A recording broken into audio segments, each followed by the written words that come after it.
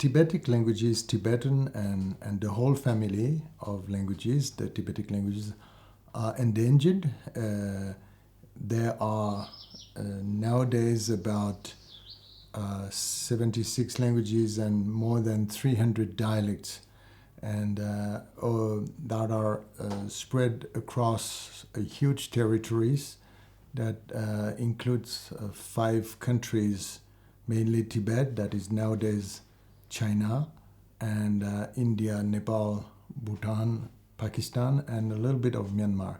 So it is a huge territory with 2.56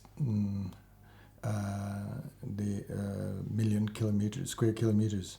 So it is.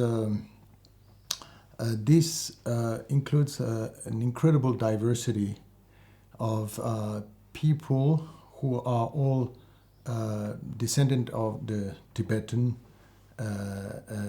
who lived during the Tibetan Empire, and who speak languages which are derived from Old Tibetan and very tightly connected with classical Tibetan.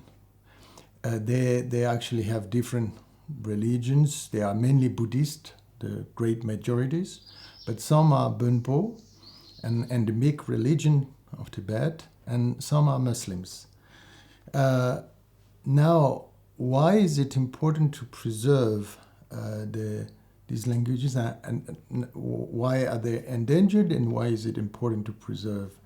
They are now endangered because they are under the political regimes of mainly of China that does not allow any linguistic and cultural diversity, especially under the new president Xi Jinping. So all the languages of spoken within Tibet are now under strong pressure, and they are closing down the schools in Tibetan, and they are the schools, the universities, and they force the people to speak Chinese right from the kindergarten.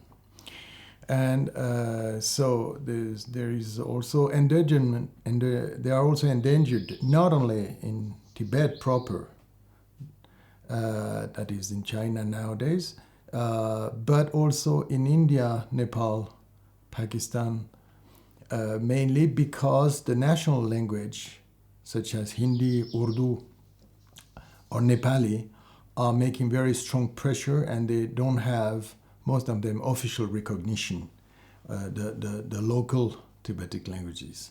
So they are, for one reason or the other, they are in very bad, actually, position. Even in Bhutan, Bhutan is the only country which has an official language called Dzongkha, which is the national language of Bhutan, which is a Tibetic language written in Tibetan script. English is now getting stronger, so their policy is not completely adequate, appropriate, and they really favor actually the use of English in the school system. So anyway, all these Tibetic languages are threatened, mainly, of course, in China, where the level of destruction, there we can say in China now there is an ethnocide. Let's say, let's not call it a genocide because people are not directly killed, although they can spend many years in jail or camps.